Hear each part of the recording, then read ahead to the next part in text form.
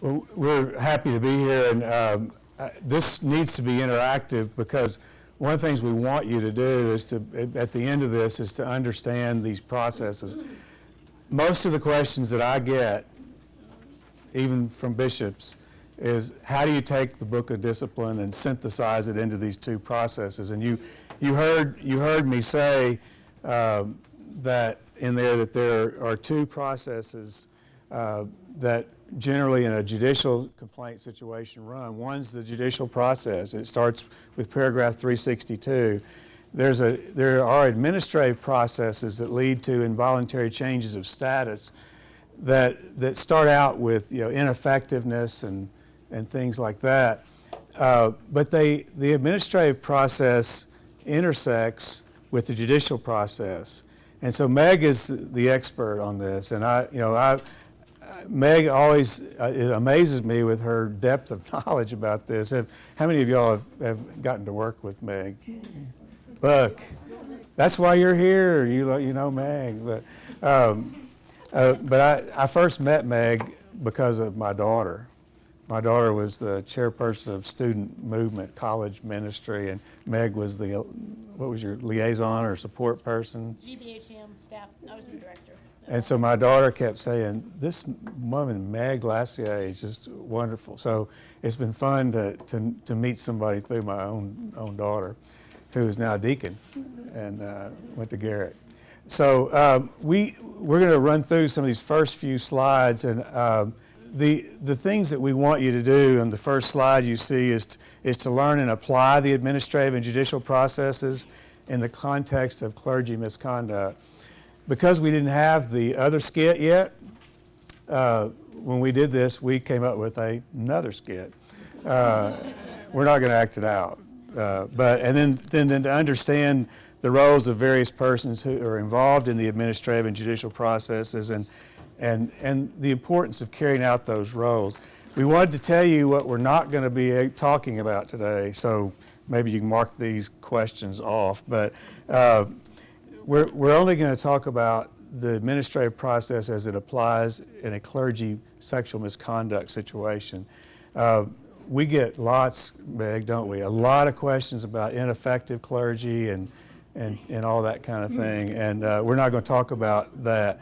We're not going to talk about after the Committee on Investigation does its work, but we're going to start with the filing of the initial complaint through all the way through the Committee on Investigation process. And so one of the things I want to make sure you know is on your thumb drive there are 4 or 5. There's 5 different resources for you that give you a lot of detail. Meg, what did you put on there? So, General Board of Higher Education and Ministry. Do I need this? It's not on. I can't tell if it's on. Yeah. So. Oh, it's only to tape. Okay. General Board of Higher Education and Ministry and General Council of Finance and Administration have put together an administrative fair process checklist that we keep posted. I have a resource page called the BOM Library, and the website for that is bomlibrary, all one word, .org. And all of the Board of Ordained Ministry resources are housed there. And that checklist, like I said, we work with GCFA to make sure it is current with the discipline, and we both approve of the process. When you're in the administrative part of this, that can keep you from getting in trouble on timelines and notifications and things like that. So that's the resource that's on your flash drive as well. And then there's a timeline for all the judicial process. There's also a training for the Committee on Investigation. There's a training for councils for the church. And I cannot remember what the 4th one related to judicial, but it's on there. And these will answer a lot of your questions, details about this in case some of this that we say today is not overly clear to you, right? But we don't really want to talk third about just resolutions and who needs to be a party to that. This is a huge dispute within the denomination, and I'm not going to get into that. But Stephanie, you're going to cover that tomorrow, aren't you? Right? And we're not going to tell you how to select a council for the church. I didn't write this, did I? It says, and make her do what the bishop wants. I don't think I did that. But I know it wasn't me. But we try to help the bishops understand the separation of powers, which is going to come into play in the administrative and judicial processes. And bishops sometimes think that they should be involved in that whole process. But I say, this is your time to step back, let the process work. And so, we say do a good job of selecting counsel for the church when it comes time for that, but don't try to manipulate that. And even though we say it still happens, Ron. It just happens. So let's look at our fact pattern, because we're going to do what we do today is going to fit into this fact pattern. And I like to take real things in various cases and put them into one fictitious one. But this is not far-fetched, because every bit of this happened in one case or another over time. But the names have been changed to protect the guilty, right? So let's just read through this. It's pretty short. Richard's a district superintendent in a rural district that covers 6 counties. He's the dean of the cabinet. He's sometimes required to spend the night away from home in order to cover charge conferences. Richard's married and has 2 grown children, 1 daughter still in high school. By all accounts, he's a model district superintendent and a superb pastor to the clergy in his district. Richard had always wondered about his sexual orientation, but he began to talk privately with persons he trusted, including Carl, a seminary friend appointed to another annual conference in an adjoining state, whom he respected and who he knew to be a person who kept confidences. Richard bared his soul and his innermost thoughts to Carl, coming to the conclusion that he was bisexual. Through Carl, Richard was introduced to George, a same gender-oriented man with whom Richard began to spend time when he was traveling near the border with the state where Carl and George lived. George was not involved in a faith community, but through his conversations with Carl and Richard, he began to grow in faith, viewing Richard as his spiritual mentor and personal pastor. Richard and George became attracted to each other and began an intermittent sexual relationship that only they and Carl knew about. During a routine physical, Richard learned that he was HIV positive, likely receiving the virus through his sexual contact with George. Although Richard and George discussed the diagnosis, they did not share it with anyone else. 6 months after his own diagnosis, Richard's wife, Carla, calls him from the doctor's office to tell him that she is HIV positive. Richard expresses great concern for Carla, but denies that he has been unfaithful to her. Carla contacts the bishop and tells her of Richard's suspected infidelity, but does not mention the diagnosis that she is HIV positive. The bishop asks her to write everything down, to sign it, and to send it to her, which she does later that day and sends it to the bishop as an email attachment. But the next slide says, who does what and how long do they have to do it? Now those questions are not original with me. I've had a lot of bishops to say, I got a complaint and it's the weirdest thing you've ever heard, and I need to know who does what and when do they have to do it.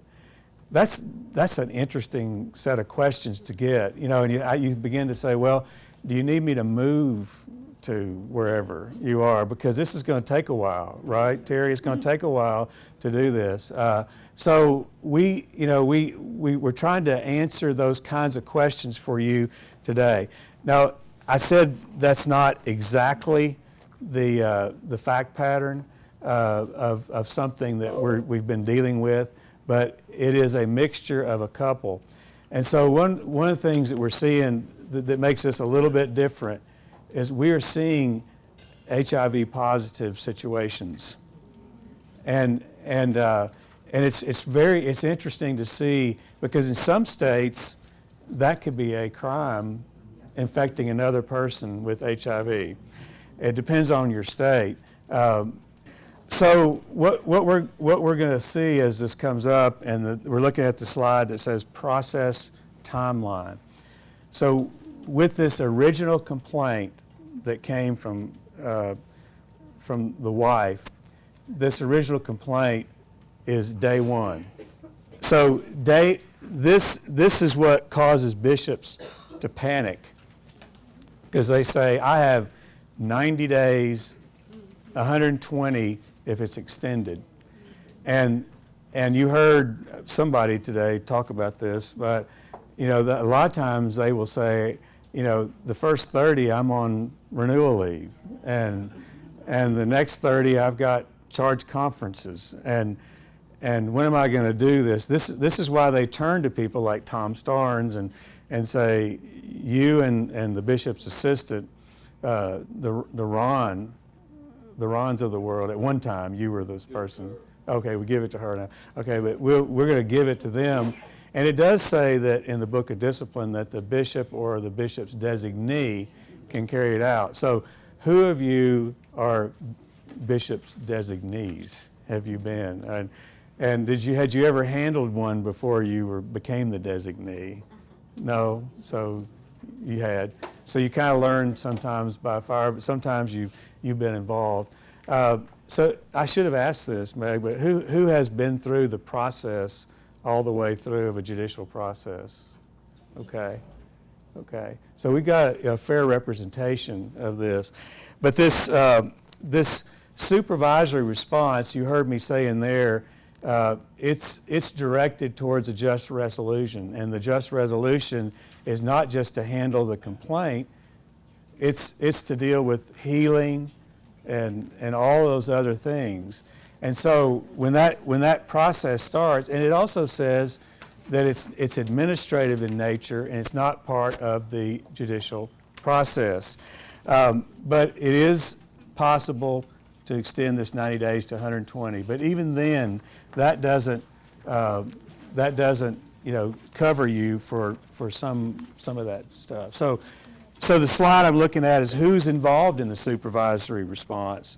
And it's to be carried out by the bishop or the bishop's designee, and it's to be given to the person when the complaint's received by the bishop. Both the person making the complaint and the person against whom the complaint is made will be informed in writing of the process to be followed.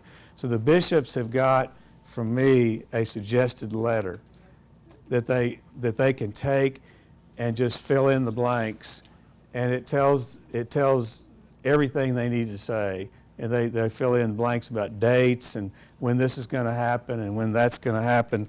And Meg, what should a bishop or a bishop's designee think about administratively when this first initial complaint comes in?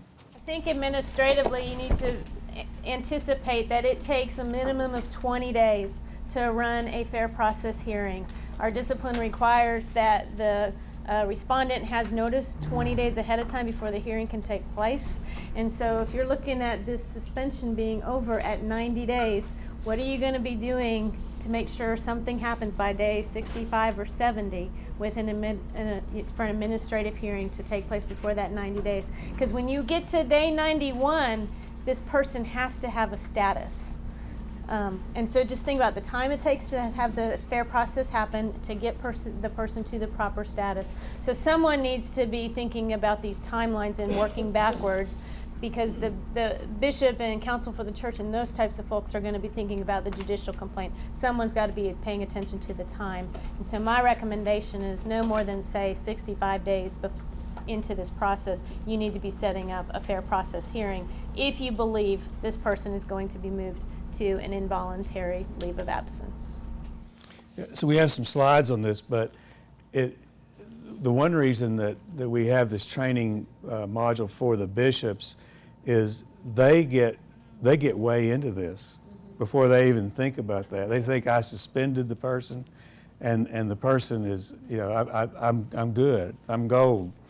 They don't have to do anything. But then they get caught, and they also get caught, Meg, if the suspension happens, let's say January, and you need to do some things to have involuntary leave in place for annual conference, not just do an ad interim involuntary leave. And so we tried to set this up for the bishops so they know exactly how to do this, but it's not foolproof. And so, Meg, you're available for this kind of call, right? Yes. Yeah. It's part of your. Yeah. Well, that is part of the way that I resource boards of ordained ministry, and I think that's one reason that we added into the discipline that the chair of the board needs to be informed when a complaint happens. And my recommendation would be for that board chair to at least check in with the conference relations chair at that point and say something may be coming and let's keep this on our radar, because the board can be helpful to you in this situation to nudge you along as this timeline is unfolding. So someone's got to be paying attention to the timeline, and the board can help you with that. Yeah. So I know that a lot of times I hear chancellors are not being used, but chancellors really can help in this. And I know we have some chancellors in here, but I always encourage them, I'm happy to answer the questions, but I always encourage them, go to your chancellor, and your chancellors have been trained on this, and they can tell you all the things that need to be done and when they need to be done as well, right? Right, Terry, you can do that. Bill? Because you don't want to get to when you've already had an extension of your suspension and you're at day 110 and all of a sudden you've got 10 days, you don't have the time to take care of the details. Yeah. So it's trying to get ahead of the game. And all right, so the supervisory response, we've talked about just briefly what it is. It says in the next slide that at the supervisory response, no verbatim record shall be made and no legal counsel shall be present. That's actually really helpful, but it's intended to encourage people, to be candid and to try and work through things. I will tell you though, there's an ambiguity, because it says later that the counsel for the church is to take things developed during the supervisory response and give them to the Committee on Investigation. And I might push back on that, we always say you need to ask if you're being recorded in the supervisory response, because there's a lot of times that people have their phone down there and they record, and then you'll have a good note taker sitting with the bishop or the bishop's designee, and they write almost verbatim notes as well. That stuff is going to surface, and it's not really it's not supposed to be a part of this. So did you have a question, Joe? Does this assume that there will be no transcripts, no recordings in the meeting, but that all that can be generated from memory after the meeting? Yeah. Then the pertinent documents to be shared? Some judicial, some presiding officers who are the trial judges in our trial process will exclude things from the supervisory response, because they read this no verbatim transcript and all this, and they read what the purpose of it is, and so they will exclude it. Others will allow it to come in, and so that's one of those things that, in my view, is that it ought to be kind of a sacred thing, that this is where we're trying to work together to find what a true just resolution can be, and you shouldn't get people to be candid and then you use it against them. I think that's just a kind of an internal ethical scale that I have, but we see this a lot, and so sometimes I don't get asked to be involved until a trial, and so I'll see that the counsel for the church, he has said during the supervisory response, Pastor Richard admitted that he had a sexual relationship with George, and that anyway, and as a result of that, he had contracted HIV, and I say, if I were you, presiding officer, I would say to them, can you not prove that some other way? Because if you're going to depend on the supervisory response, I think the jurors who are going to be the peers, the pastor peers, they're going to push back on that. They're going to say, we know that that's supposed to be confidential. But that's a good question. Did you have a question? You answered my question. Okay.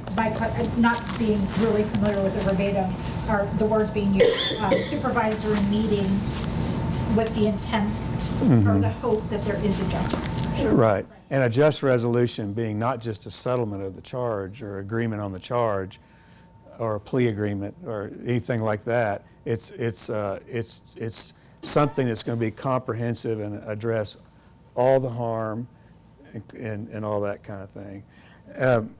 And that I think it's good that we don't have legal counsel come to those things, but it's an interesting thing. There are a few lawyers who get religion and become pastors. And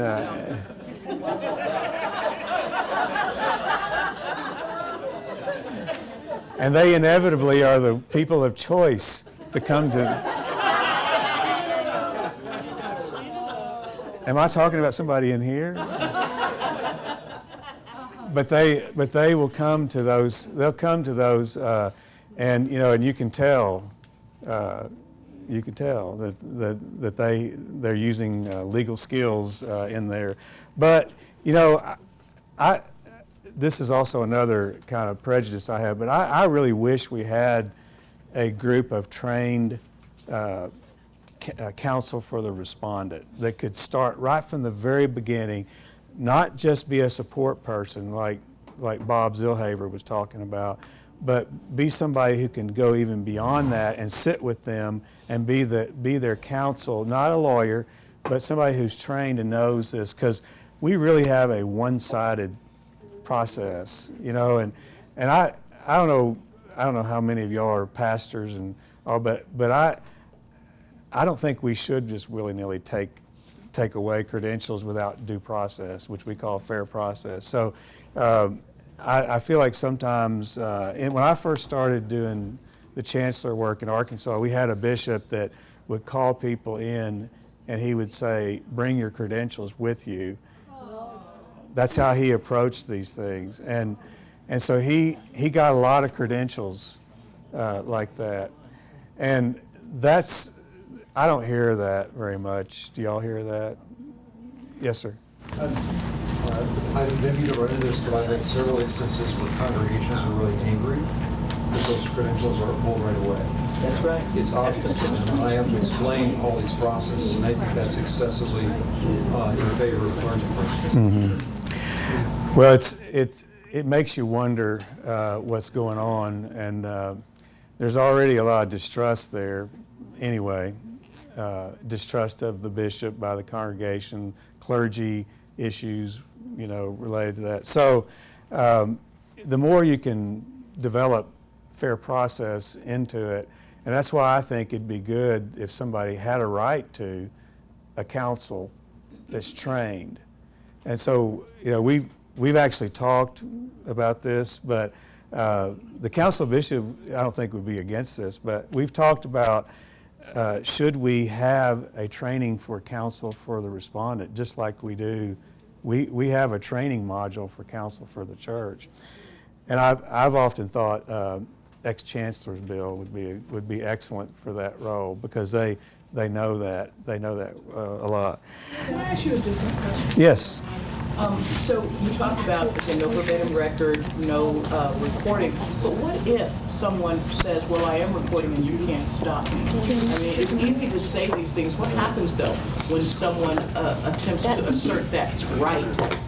And perhaps their motive is to frustrate the process. Yeah, well, I think what you might want to do then is just cancel the meeting, And does that stop the clock, though? Because what if it's the respondent who's saying, well, I have a right to record it? Do we get to count that time not against the time frame? No, the time's still there, but we haven't really talked about this. We're getting a little bit ahead of our time ourselves, but you're going to have control of the process, because unless one of the way forward plans that has this in it gets adopted, the bishop can dismiss the complaint, and as long as it's within 6 years, you could dismiss it and refile it.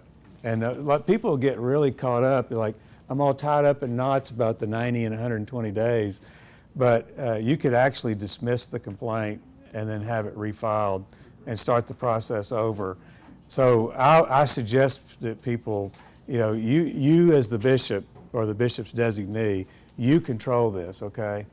So we're, I don't know what slide it is, but it says who is involved in the supervisory response. Okay, all right. It's the next one, I think. Yeah. So I know you got little writing on here, but I there are ways around some of the things in the Book of Discipline. They're not used a lot, but I will tell you, bishops are afraid to dismiss the complaint. And so if you have sexual misconduct, situation, wouldn't you have a hard time? Wouldn't you have a hard time dismissing the complaint? Let's say Bishop Easterling's situation comes up where the respondent is John, Pastor John, and the other skit, and he comes in and says, "I'm recording this," or his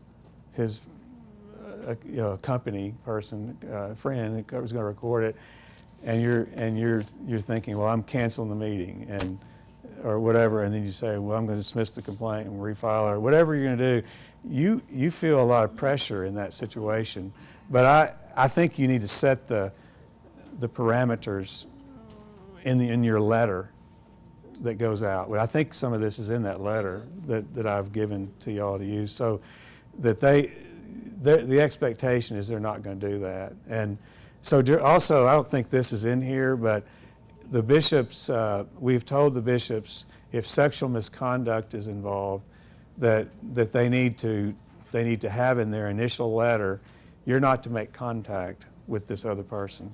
And and the letter needs to say, and if you do, in violation of this, I will consider this disobedience to the order and discipline of the church. So I'm going to consider that to be a second chargeable offense on top of the alleged misconduct. And so we kind of set that up that way, and they need to be in good faith in this process, because you are. And we haven't really talked about confidentiality about this yet, but confidentiality needs to be agreed upon during the supervisory response. So you all know this, it's human nature. In a sexual misconduct case, if it involves heterosexual sexual misconduct, the pastor respondent does not want it out. And usually the victim, if the victim's the complainant, does not want it out. But if it goes to same gender sexual misconduct, it seems like the respondent almost always wants it out. And so it gets broadcast. So we know in every same gender wedding situation, that's probably going to get out on social media. And so confidentiality ebbs and flows with the type of complaint that's out there. But you all could help to make that happen. Okay. Well, I have a question about the previous slide, and it's that letter and the timing of when that goes out. Our experience, we tend to meet with the complainant and the respondent before those letters go out, explaining the process, because we want to hear their story. We want to give them a chance to hear both sides. And then we usually then hand them the letter at that meeting, so they're not getting sent in the mail a copy of the complaint. Okay. But your letter assumes they already have received the complaint, that we're not sitting in the room together. They see the letter. And our timing of that has been to protect them, because whether the letter says you stay away from each other or not, we felt like to protect this complainant from being harassed in the meantime, or them taking matters into their own hands. We want to talk to them in person and have them in the room and talk to them about the importance of this. So I just. So is that the respondent you're talking about? Usually we're protecting the respondent by not sending this letter with the complaint attached. So they're getting it in the mail. The bishop prefers to sit down in the room with the respondent and say, there's a complaint against you. Here it is. I'm going to hand it to you, and you're going to read it right now. Yeah, every bishop's going to do it differently, but some will have the DS go take it to them and hand it to them with the letter. Some will mail it to them. Some will email it to them. So, but your process is what you all are comfortable with.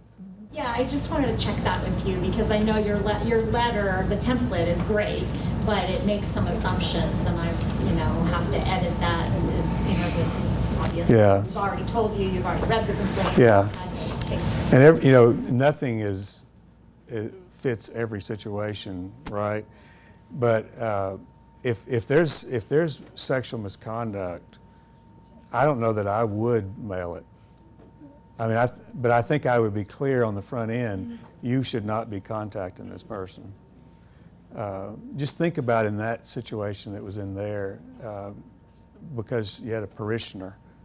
Our fact pattern we're looking at separately here is different, but you don't want the pastor telling Wanda to go after Sally. It sounded like Wanda came around.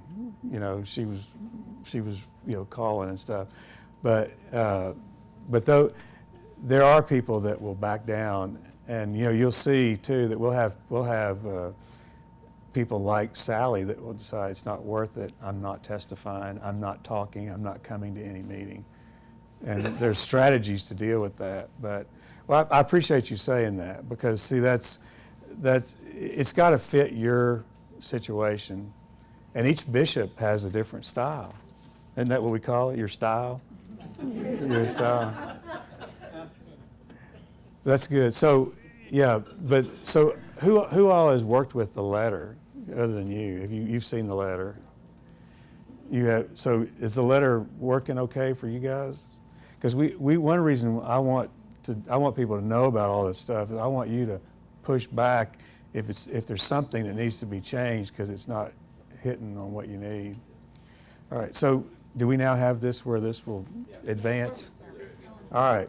So in our fact pattern, no, I'm gonna let Meg talk to you for a minute. I'm gonna sit down. We got one question here that was raised. Okay. Yeah, I had a question. We had a case where the pastor was married and the pastor's wife harassed the complainant. And so the no contact and confidentiality was not adhered by another party. Yeah, it's hard to get that pastor's spouse in there for that. But I think if I were the bishop or the bishop's designee or DS, I would at least say this is not to occur, and because there's a lot of people don't understand that, and you need to be direct and tell them it's not acceptable to do that. But how did you all deal with it? Do you know? Well, I was walking with the complainant, so she ended up moving out of the area because she was frightened, and her father went with her for the first several weeks because she was being threatened by church members. So unfortunately, a typical tragedy. So thank you for that. So let's Meg, I'm gonna get you to talk for a minute so I can rest my voice a second. So, but in our fact pattern, who is it that should be involved in the supervisory response? So just look back at the fact pattern and kind of tell us who that will be. So if you look at the fact pattern, then who should be involved? Carla? Yes. The answers are all there on the next slide. I'll give you a hint.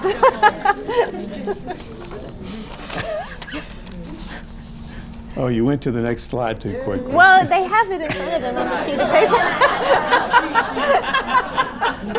Cindy. It's a long day, y'all. I know, Cindy. We've been talking that both in the scenario and then so far in the slide, there's no role for the pastor parish committee or the pastor parish chair. Can you tell how that intersects with this process? Because if you have a local church and the pastor parish is the main contact for a superintendent in that local church, where do they fit into this pattern? Into administrative process, they don't fit in. The woman sitting next to me from West Ohio, the response team.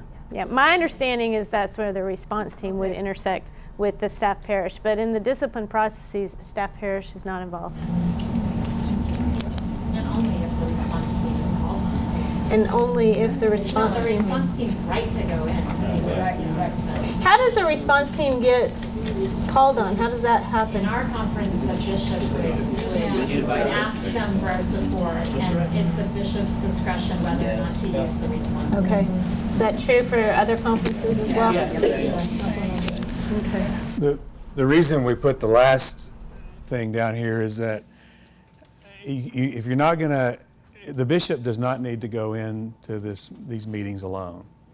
Okay, the bishop needs a witness, because a lot of times the bishop or the bishop's designee will go in there with the support person for the respondent and the respondent, and they will decide what the bishop said, which is not what the bishop thought he or she was saying. And so, it's just a good practice to make sure that somebody is in there.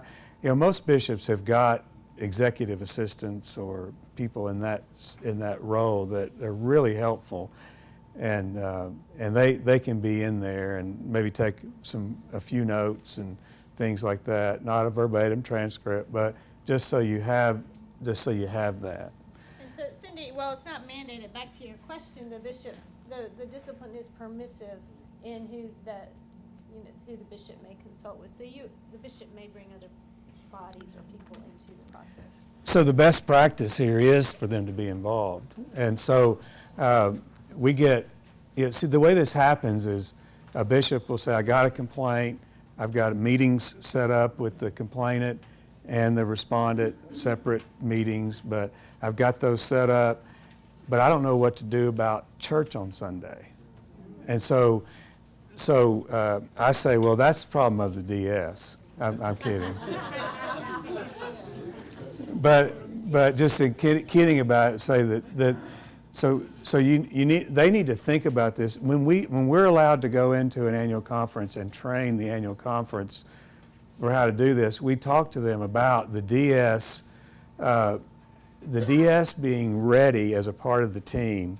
That the complaint is received by the bishop communicates that to the DS. The DS then goes into action depending on what the circumstances are. It's becoming more common, which is beyond the scope of today, to see fiscal malfeasance, so financial irregularities, credit cards, church credit cards, discretionary funds, misuse of that. And so the DS needs to know there too, I need to go to the finance chair at the local church and tell them what the nature of the allegations are, and suggest that they immediately freeze that account or do whatever they need to do. So in the same thing with sexual misconduct, my advice always is you must have the DS meet with the Staff Parish Relations Committee chair. And there's so much involved in this, y'all. But one of the I don't think the whole Staff Parish Relation Committee needs to know right at the beginning. But the chair certainly needs to know. And one of the things is, we heard it today, you rarely see an isolated incident. Okay, so what you want to do is figure out beforehand, how are we going to handle, in a general way, learning whether there are more victims in this church. A lot of times you can tell by the fact pattern it was the pastor hasn't been there very long, or this incident is what it is, and you can kind of say this seems isolated, but you still need to go through that process to determine if there's something else there. You don't take for granted that it's not. So we have numerous instances over the last 10 years where people said it was an indiscretion. The pastor said, I was going through something. I mean, I did this. I had sex with this parishioner, and it's not going to happen again. And you know, bishops used to say, well, we'll deal with it, we'll do a just resolution, all that. And you know, of course, that's the wrong approach. When it's always a parishioner, it's always a power dynamic, and you need to know whether that power dynamic has been breached, not only where they are now, but if they were somewhere else where this might have happened. So I do a lot of advising of the bishops about how you would go through this process, talking with the chair of the pastor parish or the chair of finance or whoever it is. And you know, that's a real tough situation because you don't want to create a problem, you know, more than there is. But I always say, when they say, I'm not willing to do that, I'm not willing to create disturbance, that I say, well, are you willing for there to be another victim? And so we're going to balance looking at whether there's another victim and trying to discern that there's not, doing it discreetly, doing it, you know, in a way that was the best practice that we can. We're going to value that over just being quiet. And of course, it doesn't help the church. We heard all that this morning and this afternoon, right? My question relates to if a conference is seeking to kind of create maybe more equity across the board around how just resolutions are resolved. Have you seen a conference maybe look at, let's say, like the last 20 complaints and how they were disposed of, and to try to create some kind of guidelines? What are we going to do to kind of correct the system? And going back to what Bishop Snazy said, the fact that like this has just been going on too long. We just thought we were further down the road than that. So what would you recommend to a conference that's wanting to create some kind of equity across the board? And how do we look at our past track record, and how do we allow our past track record really to inform our present and our future? Because right now it just seems pretty arbitrary. I'm a relatively new DS, right? So you know, you just hear of these cases where, you know, this person got off, and you know, I mean, and so. But I think now is the time, if we're going to create some kind of corrections and kind of move us in a different direction. How would you recommend a conference actually go about doing that? Well, it's an excellent question. It's also a broad topic because, alternatively, over the years, I have recommended that maybe we create a registry of that's not in the annual conference, but so that we can see where we're seeing different kinds of sexual misconduct, and that we have some way to deal with this confidentially so that we can then recommend something that would cover the whole denomination. But right now, it's ad hoc. It's every bishop does what every bishop has time to do or inclination to do.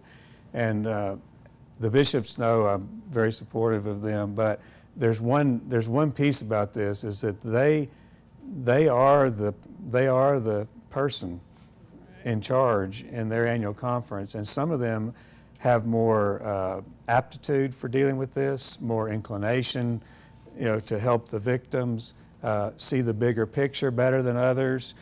We do need to develop something along that line, but other than making some recommendations, we don't have a plan in place for that. So while the bishop is the one who makes the decision about if a charge should move forward, I think this kind of conversation is a place you can leverage the strength of your Board of Ordained Ministry.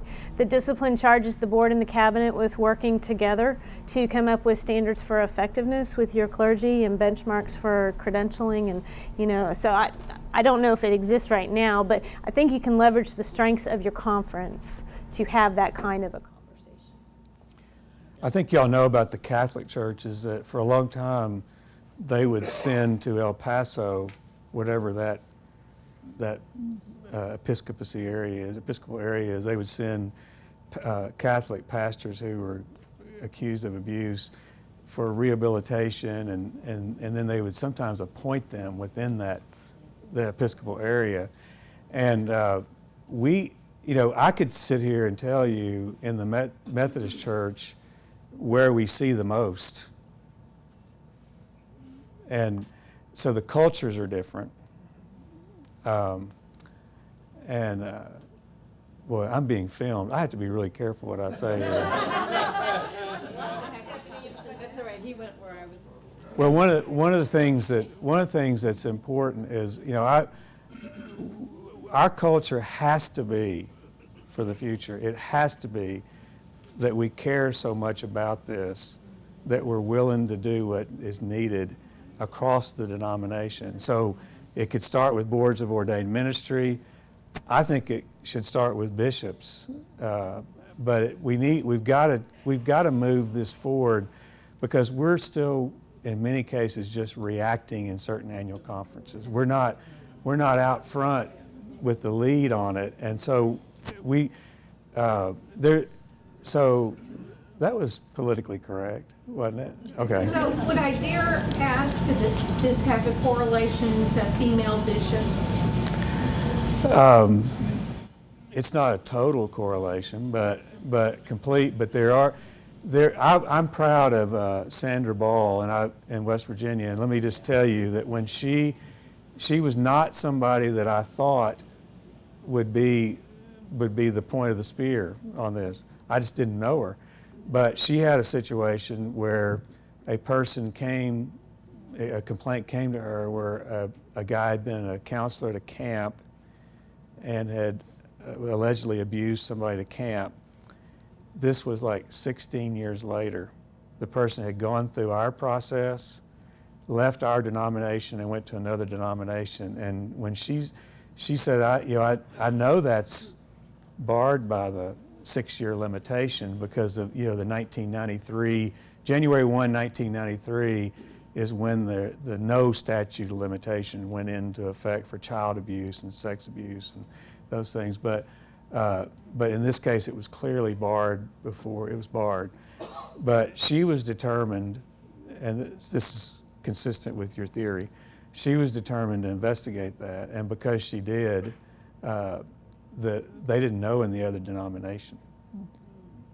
And so doing the right thing, even with something barred, ends up getting somebody out of ministry in another denomination. So I think that, there are wonderful male bishops who are into this as well. I just know I served with a female bishop who said no more to the good old boys system, and she paid a heavy price for it. But in order to get the consistency, and that we had the same standard for everyone, Mm-hmm. it was very, very difficult for a long time. But then the culture changed, and it was no longer acceptable. But there was a heavy, heavy price. And also to your point, and I'm going to come to you, Bill, also to your point, when Janice Huey became bishop in Arkansas, I was her lay leader. I was also chancellor, but she said, I'm told by the other women bishops that in the first year, there's going to be this flood of complaints because of who I am. And it turned out to be the case. It turned out to be the case. It wasn't that the males who had been there were not receptive to it. It was just there was this appearance that she was there. So you're making a good point. That's a good point. Yeah, I want to change the subject a little bit. You have notification to the conference insurance manager, but nothing about the insurance policy holder. And my question would be, wouldn't you want to let them know as soon as you know something that's out there? Yeah, and I will tell you that when Meg and I worked on this slide presentation, I hadn't met Jim Scardino yet. I may need to change a few things about insurance after getting to know him. But y'all know this, but not everybody is using UM insurance. And so we have a situation, I'm just looking here in the room, we have a situation right now where they did not make the claim and it was denied. If you don't do it in a timely manner, then the basis to deny it. Yeah, we mentioned this in there. There's claims made policies, which you when the policy is in effect, you have to make the claim. And then there's occurrence policies is if the occurrence happened while the policy was in effect.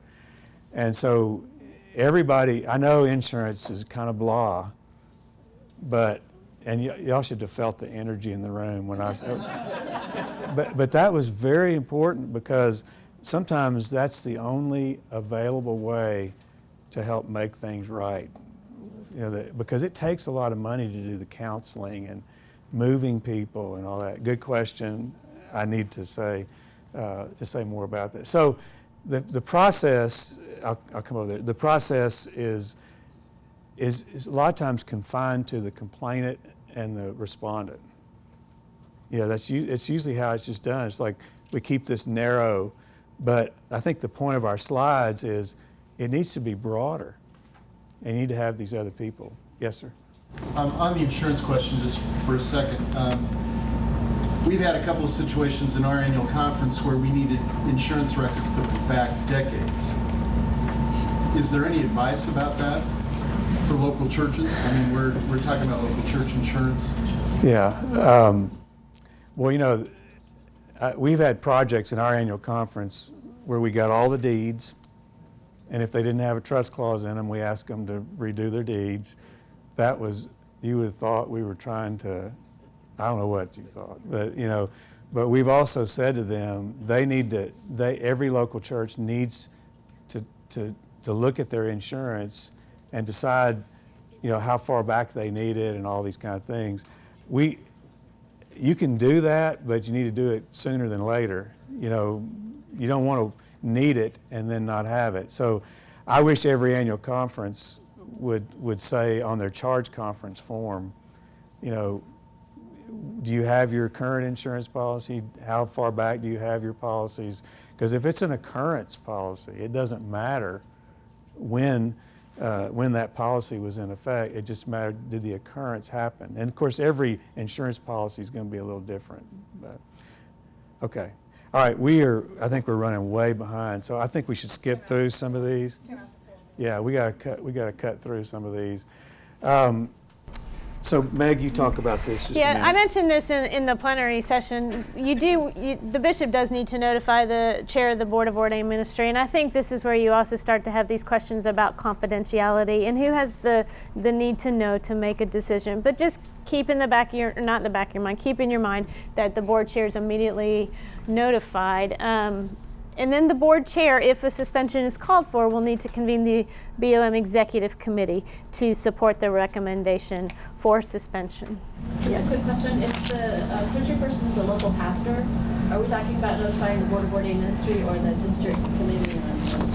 The disciplinary chair of the Board of Ordained Ministry must be notified because that local pastor is still a clergy member of the annual conference, even though they're licensed directly by the license is approved by the district committee, but ultimately it's through the board. So, board chair, short answer. Joe and How about the lay hire? Lay hire. Nothing to do with us. A lay supply. Yeah, they don't have, lay supplies don't have the fair process rights, and so they and local pastors both can be dealt with summarily. Now, if you begin the process, I think you and I've had this debate. If you begin the process as to a local pastor, then you have to give fair process. Right. But if you don't start the process for like changing them, and you just don't appoint them and withdraw the appointment, then you don't have to do fair process. And I know that's why we do it that that is way. a strategy. If you get wind that a complaint might be coming, a local pastor often could be removed from the appointment, and they don't have any fair process. So if they're removed, then there's no fair process. Yes, ma'am. What do you do with the CLMs? They are not clergy, so they also don't fall under the clergy process. Can you talk a little bit more about what suspension means on the ground? Mm-hmm. Is that with pay? Yes. That 90. That's a new idea. Okay. That initial 90-day administrative suspension is not a change in your appointment. You're removed from working at the church if it's a church, let's say, but you're still in the parsonage, you're still receiving benefits, pay from the annual conference, and the annual conference then bears the expense of whatever interim clergy or pastoral support is in the church while that suspension is going on. The source of the suspended pastor's pay is the conference or still the local church? My understanding is it's still the local church because you're still under appointment. Man, Yes. that gets hard. Yes, and that's why you want to get them to involuntary leave if this is going to continue, because under involuntary leave, the appointment's over. So suspension is a temporary step toward involuntary leave? That's my understanding, Okay. yes, because it can be. Oh, I hear rumbling going on. Or a just resolution. Or a just resolution, or, total yeah. resolution. So suspension gives you those initial 90 or 120 days that you're going to need to figure out if this is really a cause for complaint, if this complaint is going to move forward. Yeah. And then involuntary leave comes into play if the complaint can't be resolved during that initial suspension time. Did I say that? Was that more helpful to answer it that way? Thank you. And suspension, I know. I was thinking on my feet. and suspension is also one of those things that involves compassion for the family of the respondent, the accused. And I am proud of bishops who say the family didn't choose what the pastor did. And so a lot of times they will do something that's not technically allowed, either like, when you get to involuntary leave particularly, they will try to find housing. They will certainly maintain insurance benefits, all those, and what, did you say something else? No, I'm just agreeing. Okay. But we can help find a solution for compassion for the family.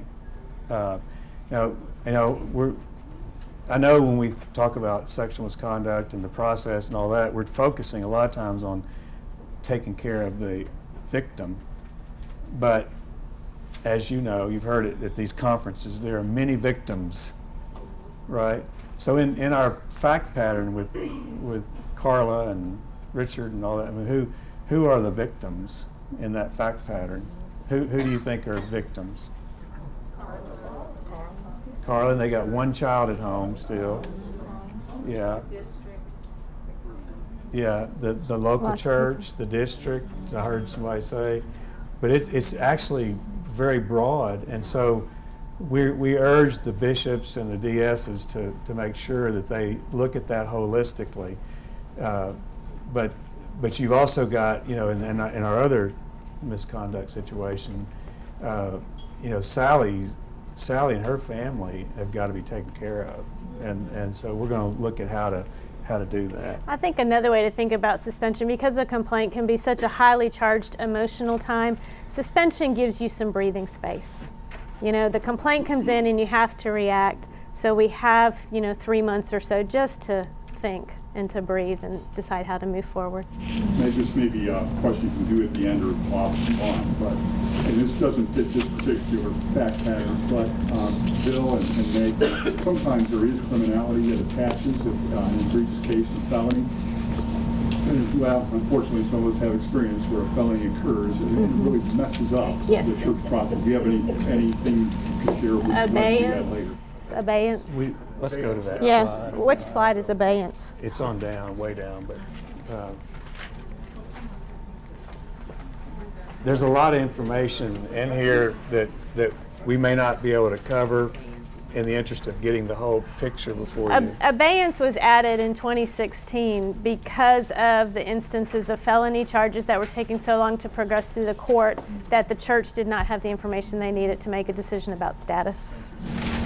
Yeah, just real quick, the church mutual policy, which is a conference-wide policy, calls for a notification of the local officials, the officers, that there's any criminality. However, by the complexity of the process that we've created for ourselves, the locals are like, forget it, I'm not going to get involved with this, which doesn't help us when it comes to insurance coverage and criminality. It's more often on the criminal side that like the bishop said, you see it on the news at 6 o'clock on a mugshot, pastor arrested, or something like that. But the abeyance thing, the bishops have this, but there is a timeline that I've put together for how to handle the abeyance. But this says it, but you have to review it every 90 days. And it's worded wrong. It's not wrong. It's just you got to interpret this. Criminal authorities are within the meaning of civil authorities. It says you can hold it in abeyance if the civil authorities are involved or their involvement is imminent. So if you know that the police are investigating the pastor for sexual misconduct, your 90 to 120 days can just be held for 90-day increments. And there's a process that you go through, and we've outlined that in a document we created for the bishops. This also is important, like in that other fact situation, if there's a divorce pending, Sally's husband filed, did he file? I don't know, anyway, I may be getting all these confused, but if there's a divorce pending and you try to have the supervisory response meeting, they will use it to get dirt on the other one to use in the divorce proceeding. And so when this was put in, everybody said, we like this because now we'll use what they do in the divorce proceeding in our church process. It flipped it.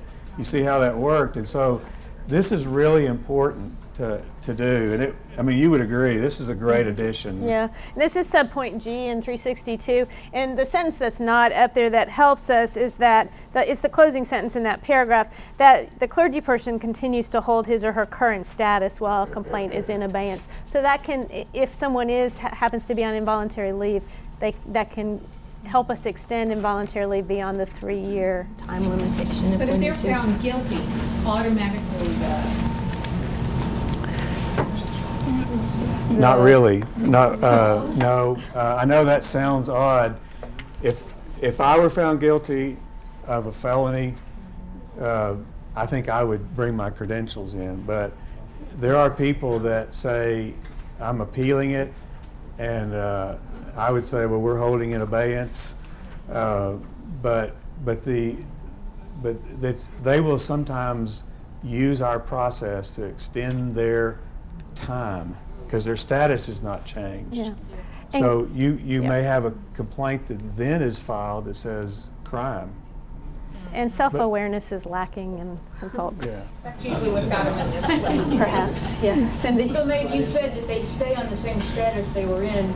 If this happens during that time period when they're on suspension and you have not yet moved to involuntary leave, what continues? Okay, so I think Bill and I see this a little differently. Okay. My recommendation is to get the person onto involuntary leave before you put the complaint into abeyance, because it's real clear that involuntary leave is not a paid status. And if you think this is going to go on 4 or 5 years, you don't want them in suspension, because suspension is paid. Right. So I recommend move to involuntary leave before the abeyance begins. I don't. Bill may. I agree with that. I just think if you haven't done it, then you have a harder time changing them. Mm-hmm. So. Because you never really know. Every case is going to be a little bit different. The way they shape up and all this. I agree with Meg. Yeah. Anything Meg says, I agree. That's just obvious. But there's a lot about this that's now gotten very complicated and intricate, and so the chancellor really can help. And I don't understand sometimes when they call and it's gotten into this stuff and they've never talked to their chancellor. So the chancellors know this, but I always redirect the bishop to the chancellor. And if they say, well, I don't want to talk to the chancellor, I will sometimes reluctantly do it. But that is not. I don't think that I'm supposed to take the place of the chancellor's bishops. Mm-hmm. Just they know what they're doing, and they're on the ground, and they need to be used. So we say it that way. So let's move to the next one here about what happens at the end of the 90 days, which I think is the next slide. So if one of the plans, the traditional plan, is adopted at General Conference, this will change a little bit. But right now, the bishop can, I said this earlier, can dismiss the complaint at the end of the 90 days, giving reasons therefore. And as long as it's within the statute of limitations, the 6-year statute of limitations, I mean, you could refile it the next day and start another 90 days. So I just always say, don't get tied up in knots about it. But you really have two options if there's not been a just resolution. And the first is to dismiss it, and the other is refer it to the council for the church. So I think we're getting to a couple more slides down.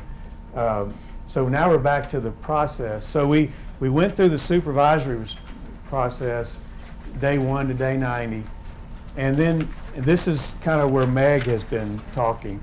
If you assume that on day 7 of this 90 days that you suspended the pastor, well then your suspension goes day 7 to day 97. And so this is really important that you begin to think about this, I say, at the beginning of the suspension. But so Meg, what do you do before the suspension runs out? Well, you have to decide, obviously, is it going to be resolved, or are you going to send it, is the complaint resolved or just resolution? But if then involuntary leave comes into place, that must be referred to your Board of Ordained Ministry and handled by the Conference Relations Committee.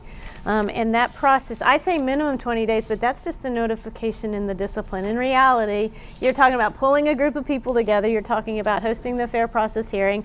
After the fair process hearing, the Board of Ordained Ministry needs to hear the results of the fair process hearing, agree or not, with the Conference Relations Committee. So you're talking 30 to 45 days for this to happen. And then there's Easter, and then there's Christmas, and then there's, I mean, I hear it, right? And so really, Eric, I take your point seriously. You don't want your first thought to be involuntary leave, but I do want it to be in people's heads so you can start thinking about it. I get these calls, and literally suspensions ending in 10 days. What do we do? Well, then you're at day 91 or 127, and someone has to go on a creative vacation or something like that until you have a chance to figure this out. So just know about the time constraints. So from your experience, can an appointment change happen, meaning they are removed from their appointment during the suspension period, and we're making an appointment of a new pastor to that place? Okay, that's a good question. I've never been asked that question before. Here's how I would answer it. While that person is suspended, they are still in that appointment. So if you're going to end the appointment, you've got to do something with their status. Suspension is tied to that appointment still. So if you want to take them out of the appointment, you got to get them to leave. Or they have to, and so you got to figure out what you're doing with this complaint before you end that suspension. That's just off the top of my head, but. The abeyance thing, because we have somebody in abeyance right now. How long does that, and I have a new staff person, but how long does that, can that last? There's no time limit. No, every 90 days it has to be reviewed. Just has to be reviewed. Mm-hmm. Yeah, because civil circumstances can take years to resolve. Yeah. So, in the interest of time, let's go to this one. I think is where the next one is. We've talked about this, but you need to mark this slide with an asterisk in your paper copy, because we get asked this a lot, right, Meg? Yes, often. This is a question that I have thought about making a little video that I can just send them and answer, because it's fairly straightforward. But it involves, the bishop can't just do this. So, the way we work with our separation of powers and all that and fair process, here's how it starts. It can be requested by the bishop and the district superintendent, but it must be referred to the Board of Ordained Ministry, and you have to follow the procedures of fair process. paragraph 361. And you can do it when a written and signed complaint is not resolved through the supervisory complaint or trial process within 90 days, or clearly cannot be resolved within 90 days. So, if you think about how this works, you can go to the next one. Okay. If you think about how this works, this requires some planning to do, and it can be done ad interim in between the annual conferences. But then it's got to be approved by the clergy session if it's done that way. So remember we talked so much about confidentiality over there. It's really difficult to do this with confidentiality. So another paragraph is 635-2M, which speaks to the right of the clergy session to know everything they need to make a decision. But I always like to follow it up with, it is also the responsibility of members of the clergy session to hold confidential information confidential. I know that's naive. I know that is aspirational. I am a clergy member of a conference. I know. But this is our responsibility as we care for one another, right, in our covenant as clergy. A couple things about involuntary leave. These are where questions will come up. It is not the role of the Conference Relations Committee or the Board of Ordained Ministry to try the merits of the case. That's the supervisory, it's COI or whatever. I have to often remind the Conference Relations Committee, you're just really seeing if there's enough to justify asking for involuntary leave. So try to keep them, they need to stay out of trying, did this really happen or not? Right? They're determining if there needs to be time. The other thing that has now happened as a result of a Judicial Council decision from Greater New Jersey is when you do an ad interim involuntary leave, now you have to vote on when you get to your clergy session. Just notice in the BAC, there's a question approving involuntary leave from the date of ad interim to current, and then you have to vote from current moving forward. It's 2 votes. The previous vote is a 50% majority. Moving forward is a 2/3 majority. Does that give you a headache? So just pay attention to your BAC questions. So Meg's got some pointers that are in there, and these need to be asterisked as well. This slide, this tells you, how to work backward to see when you got to have something done. And it's Meg's work, if you want to comment. Well, I think I've commented on all of this so far, so I don't want to belabor the process. Yeah. Just know that we are here to help your BOMs, I am for administrative stuff. And then this comes up. What happens if you don't act on what to do when the suspension's over? And technically, the pastor has to go back into an appointment status. Technically. So that's not workable. It's often not in the best interest of the respondent or the complainant or the congregation. So you're going to have to get creative with your cabinet. So is it personal leave? Is it transitional leave? Is it vacation for 10 days? Does the cabinet agree to simply pay this person for the additional 10 days or so it takes to work the process? But this happens to conferences. They get stuck. And then you're playing with the limits of the discipline. And when we break our own process is when we get into trouble. So that's why I harp on the timeline, Stephanie.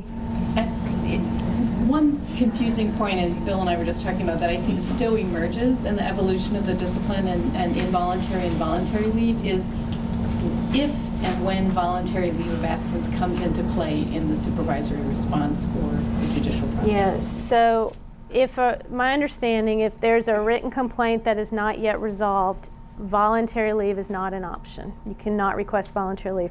However, what I have seen worked out is as a part of a just resolution, the pastor requests a voluntary leave to address, the clergy person requests a voluntary leave to address issues of XYZ.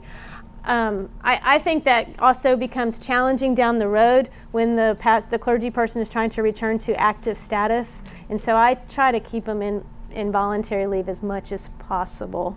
Because 5 years down the road, you're dealing with another board, another cabinet, another bishop perhaps, and you want to make sure the issues are resolved before that person's back in a point of ministry. Thanks, Vic. Yeah. Yes, sir. So something was supposedly resolved through just resolution. Hashtag #Me2 came about. The person now doesn't feel like it was resolved. Yeah. Do we reopen the whole thing and? Is that double jeopardy? No, Stephanie? if there's a signed That's a just good- yeah. resolution, it's a resolution of the complaint. And it'd be double jeopardy to go back to it. So what happens if there was nothing signed?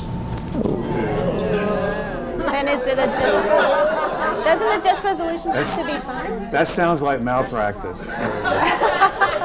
Contact the insurance carrier. I'm kidding.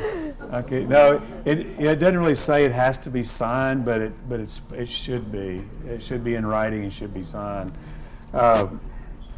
So I don't know what your context is, but let's there are a number of contexts where a just resolution is not actually the end.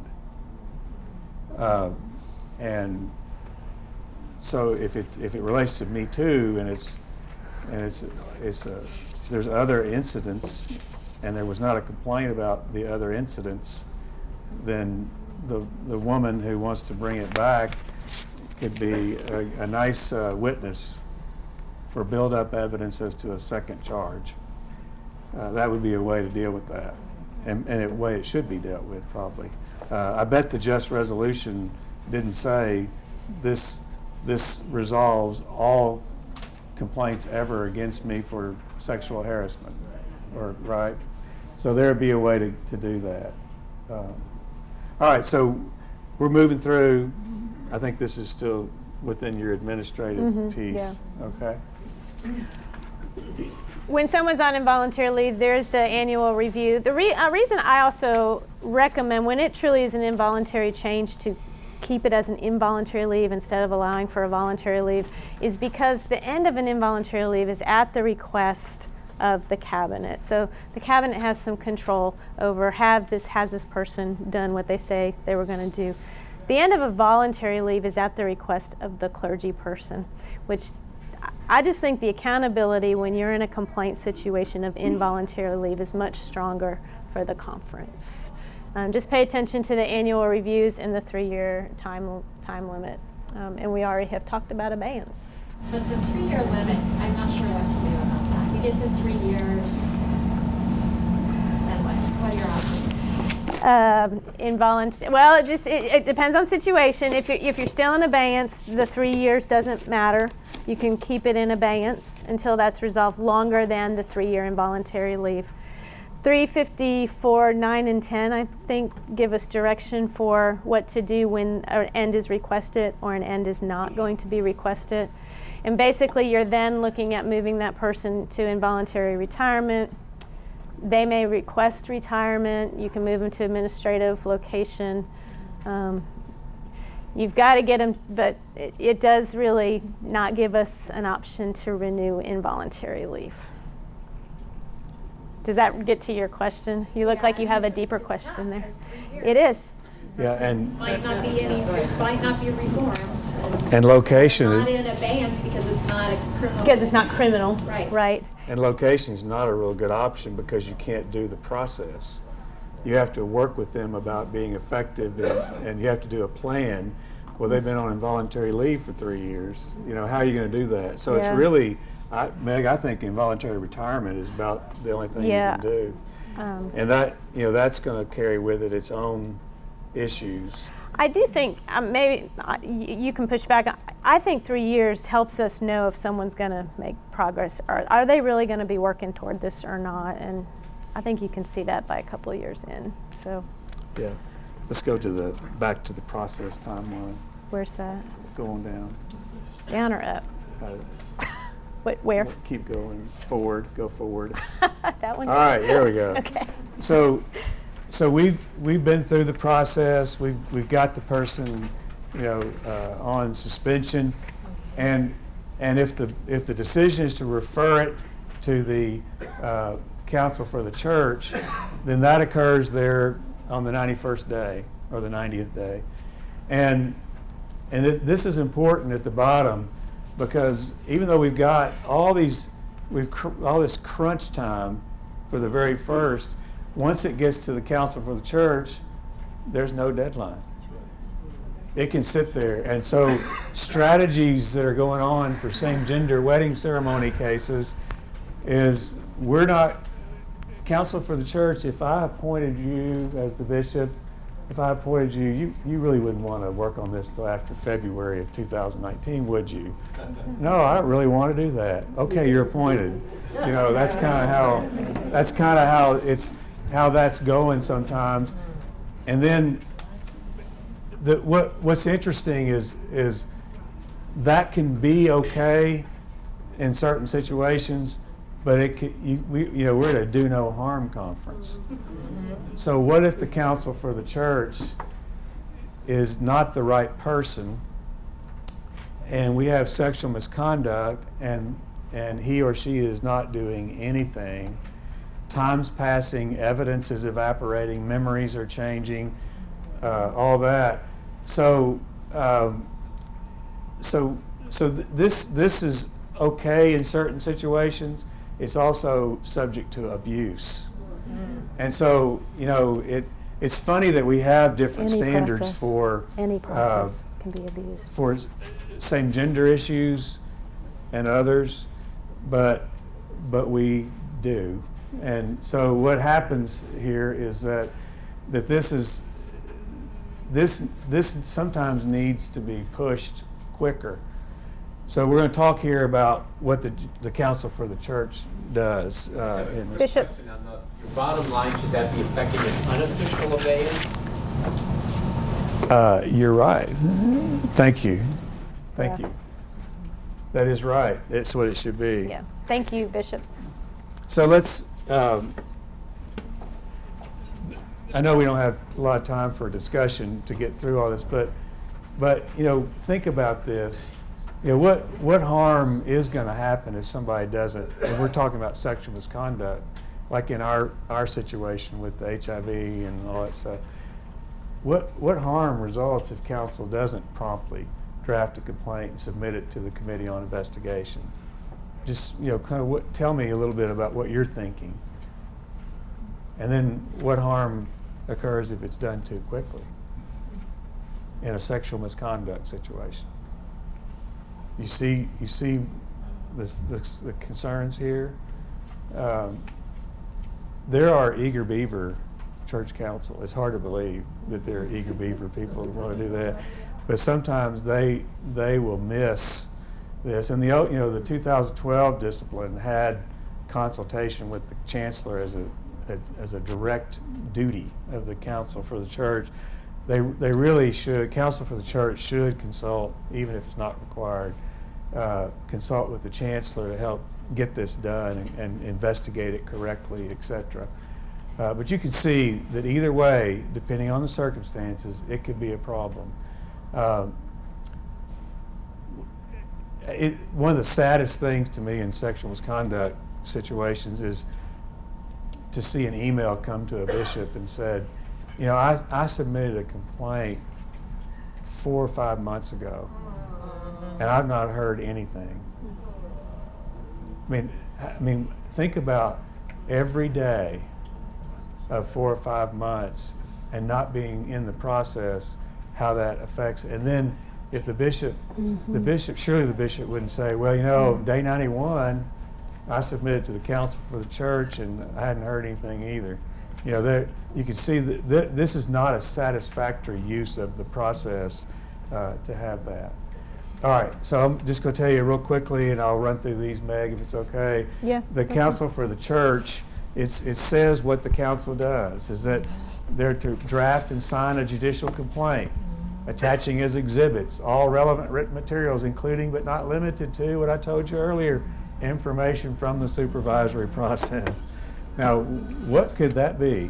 I don't know. It's not admissions, unless somebody wrote a letter to the bishop and said, I don't have to do this, but I'm telling you I did this. And anyway, that kind of thing. Do what? Impressions? Impressions could be there. Yeah. The COI, when we do training for them, they want this stuff, and so they're always asking about that. And so this is just part of it. And so I don't know how many people here are counsels for church, but Becky thought this was very important to talk about. Is anybody counsel for the church? Nobody? At least you can pass this on to them, okay? So they really need to do some of these things. And I've got examples of complaints on the thumb drive because people, they don't know how to do this. It's not what you learn in seminary, right? How to draft a complaint. It's pretty important to do it. And so it's one thing to remember, I didn't take just that so course. you know this, is we only have one rule of evidence. It has to be Kim relevant was and offering reliable. it when I was there. And we don't define what that means.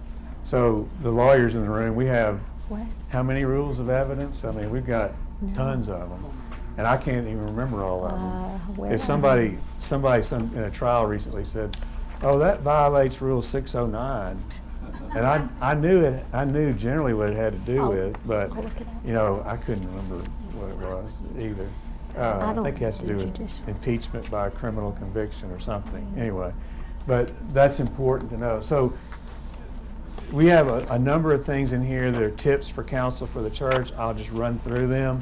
But the counsel for the church is really important because the counsel for the church actually gives the quality of the proof and the facts that will be carried forward all the way through the trial. If it's not done right here, it makes it weaker. So, that's why I think it's important that all church councils go through training. So I know we did that in North Central. We did it a long time ago, but we did it in North Central, and everybody brought prospective counsels for the church. We did it in South Central. We've done it in individual annual conferences around, but it is really important to do this because it's a tough thing to do. So we tell people, don't take the job if you don't have time to do it, because there's somebody that's like in the case of sexual misconduct, there is a victim Clergy in full that is depending on you, and the church is depending on you. And 2708. I know these seem kind of like truisms. Takes time. You got to give it a lot of thought. But the lawyers in the room would say those are two of the reasons that people lose cases in civil court, is they don't take enough time and they don't think about it, and that's very significant. And you have to think, how is this evidence that I put together going to be viewed by the colleagues of this respondent, the peers? Because a lot of times they're skeptical. I mean, I've sat through some of the trials helping the presiding officer, and it's amazing how hard they can be about evidence. My recommendation, and this is what we teach, is you put each charge that you think might be a possibility from 2702, and you make an outline and put facts under it, and you begin looking at it like this. The proof will end up being your specifications. So we're going to look at our case here in just a second, but this could be an example in our fact pattern that we're just starting out, that the charge is immorality, including not being faithful in a heterosexual marriage. And so you might begin thinking, well, Richard and Carl are married. There's a heterosexual marriage. Richard and George engaged in a sexual relationship beginning on or about. We don't know that yet. We're going to investigate that. That relationship constitutes unfaithfulness. That seems pretty straightforward, right? Until you start investigating it. And so you would do that for each charge. And before we get to the investigation, what are the charges you think, it's on your outline, but what are the charges you think might be investigated on our fact pattern? You think that Incompatibilities. You think, yeah, that one, you think this one would fly with our fact pattern? Crime, if it's a crime to infect somebody with HIV. Disobedience to the order and discipline of the church. That's usually a catch-all. And I will tell you that the trial court, the jurors, they have a hard time with this one. They'll get hung up on it. So, you know, we sometimes say if you got a clear charge, do it, and put this one in only if you have to. Sex abuse, sexual misconduct. And we talked about this a little bit in the last hour or so, but sex abuse and sexual misconduct are defined either in the Book of Discipline or in the Book of Resolutions very broadly. So Becky's not in here to hear me say it, but I'm being filmed, right? So I'm saying it so Becky can see it. Is that I used to use the word affair. And Becky cured me of that. So thank you, Becky. But affair implies something that's consensual, and when it's in the church, you know, it's almost always, if it's a pastor, it's almost always going to be not subject to consent. Now that there are exceptions, we have those right now. We have some cases pending where I would argue that there could have been consent because of particular circumstances, but it's generally the case that it won't be, and so it can be sex abuse or sexual misconduct. So I meant to mention this for our fact pattern. You remember the guy that the pastor had, the names are escaping me right now, but the guy that the pastor had the sexual relationship with, he was not involved in church, but he was growing spiritually as a result of this relationship. You know, you saw that, and we make the point in training a lot of times that just because the person is not in your church, if there is a pastoral type relationship, then that's going to fall within that type of thing where it's parishioner. It's probably going to be the same group. Let me mention one thing to you about this is that Jim Scardino said it doesn't matter if it's a counseling relationship or something like that. It's going to step it up to a new level for the insurance purposes as well. Did you have It's 4:48. We have, what, 12 minutes? Oh, no, We have minus 3 minutes. I know. Very interesting. I know, we say don't want to. All right, well, can we end just with a couple of these and then we'll let you go? Y'all are kind. Well, the point of this is that you think Carla may testify and Carla may give you the marriage certificate, but Carla is not going to be able to say they had sexual relationship.